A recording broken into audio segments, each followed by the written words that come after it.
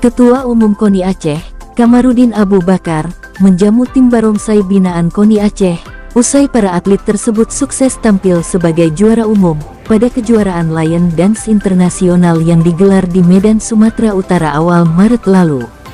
Juara umum diraih tim barongsai binaan KONI Aceh, usai berhasil mengumpulkan 3 medali emas dan 3 medali perak pada event berlabel International Lion Dance Championship North Sumatra yang diikuti oleh tim dari 4 negara yaitu Indonesia, Singapura, Malaysia, dan Thailand.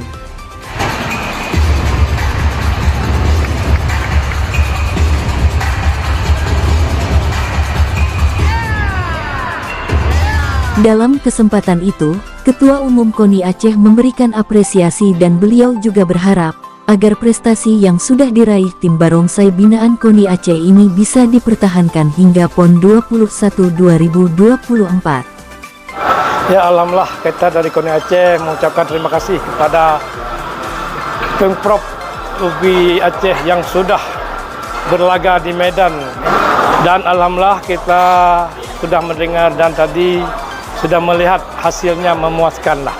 Ini 3 emas dan 3 perak yang sudah diboyong oleh atlet-atlet kita yang andal, dan alhamdulillah kami dari KONI Aceh mengucapkan selamat, berjaya dan terus untuk menuju PON ke-24 nanti.